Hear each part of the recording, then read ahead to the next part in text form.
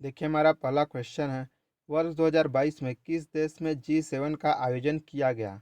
देखिए ऑप्शन है Bharat, Netherlands, France या जर्मनी।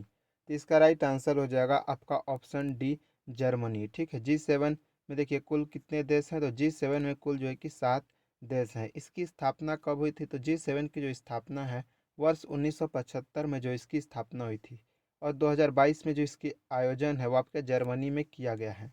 देखिए कौन कौन से देश हैं, आपको अमेरिका हो गया, Japan, Italy, England, Canada, France और जर्मनी। ये क्या है, ये जो आपके 7 देश हैं। चलिए नेक्स्ट देखते हैं। देखिए नेक्स्ट क्वेश्चन है, निम्न में से कितने रुपए के नोट पर आरबीआई गवर्नर के हस्ताक्षर नहीं होते हैं।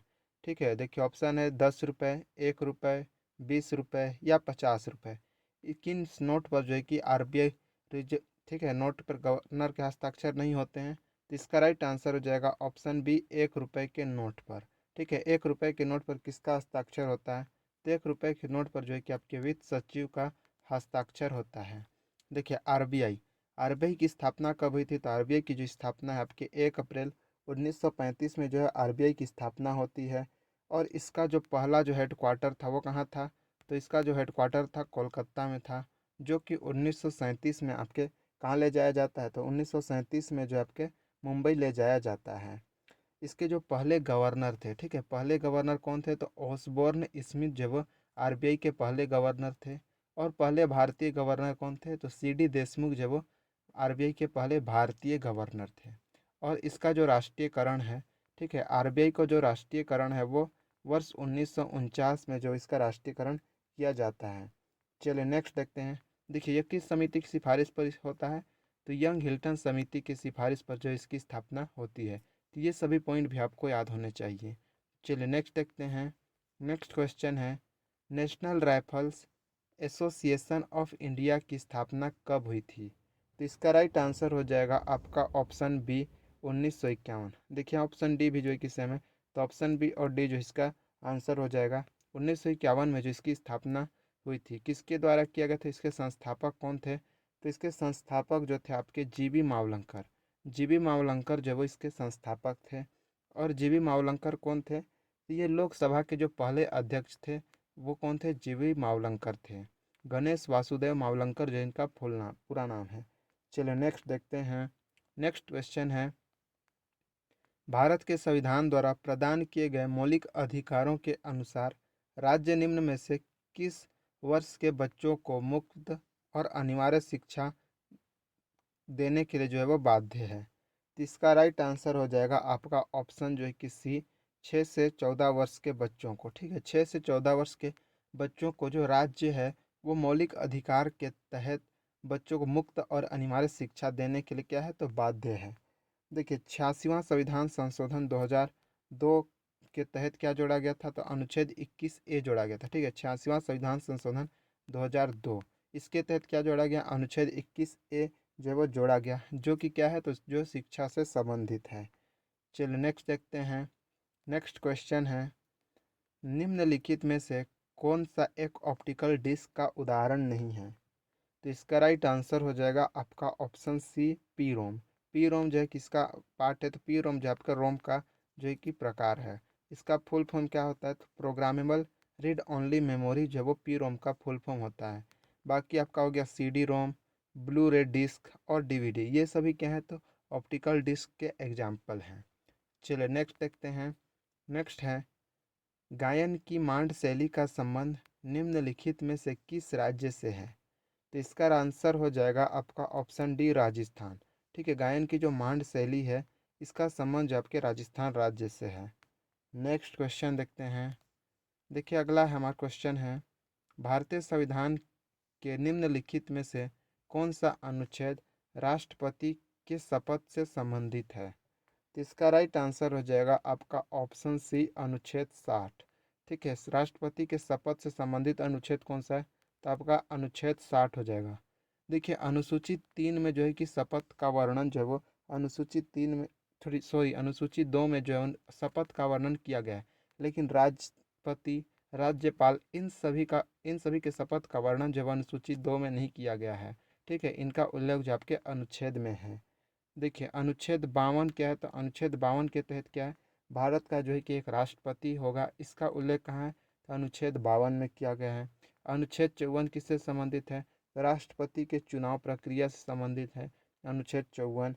अनुच्छेद 61 क्या है, तो महाभियोग की प्रक्रिया का जो वर्णन है वो आपके अनुच्छेद 61 में मिल जाएगा।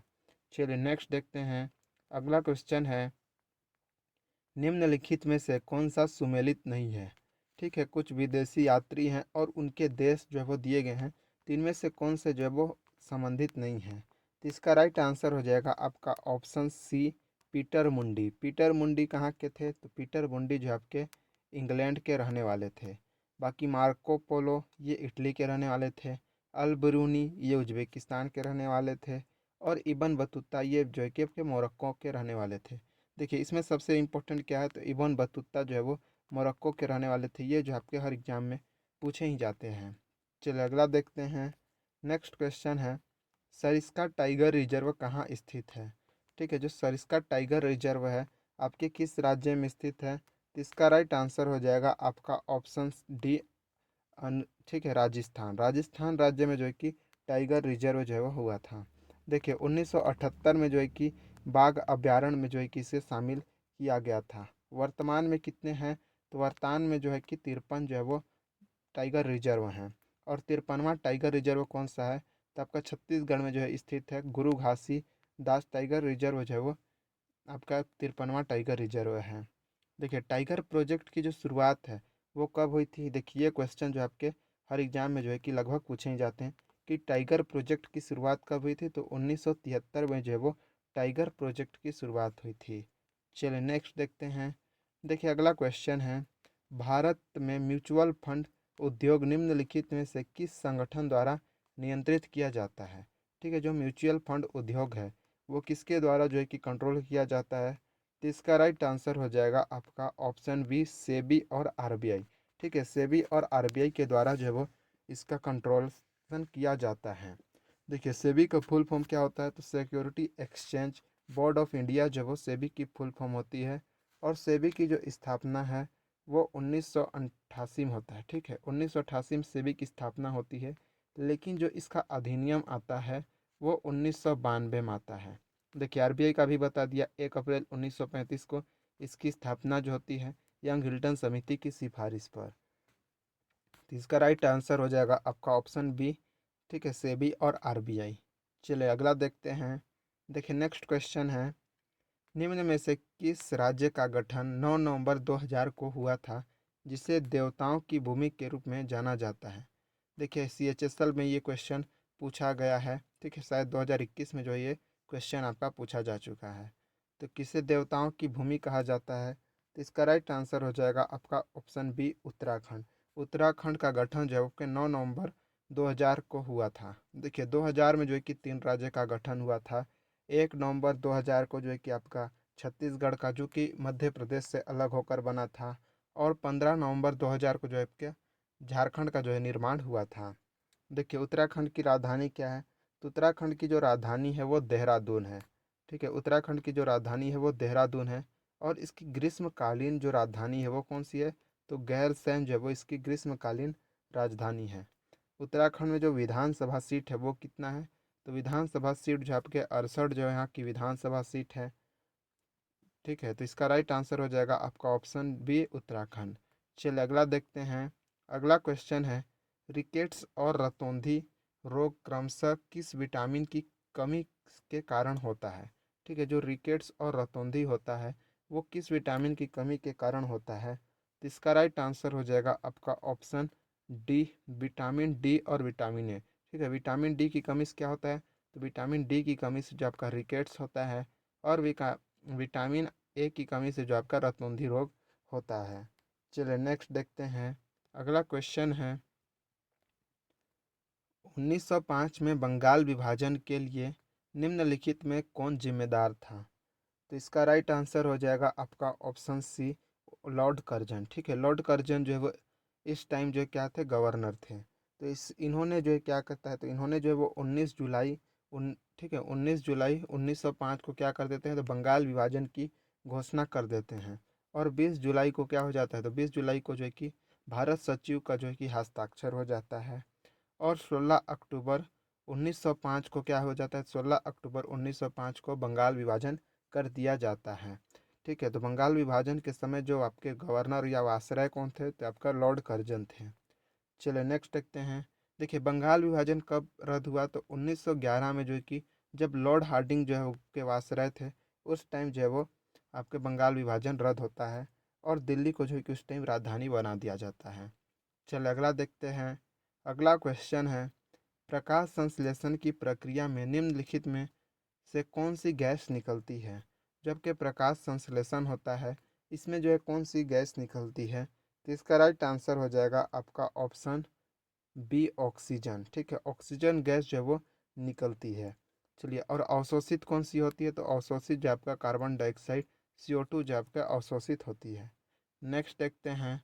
अगला क्वेश्चन है, डोगरी भाषा मुख्य रूप से निम्नलिखित में से किस राज्य या केंद्र शासित प्रदेशों में बोली जाती है। तो जबकि डोगरी भाषा है वह मुख्य रूप से कहाँ बोली जाती है, तो इसका राइट आंसर हो जाएगा ऑप्शन सी जम्मू कश्मीर।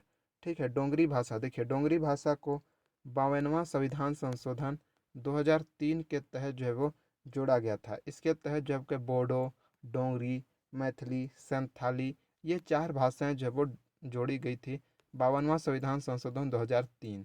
तो ये पॉइंट भी आपको याद रखना है। चलिए अगला देखते हैं। अगला क्वेश्चन है, निम्न में से कौन सा कारक मिट्टी के निर्माण के लिए उत्तरदायी नहीं है।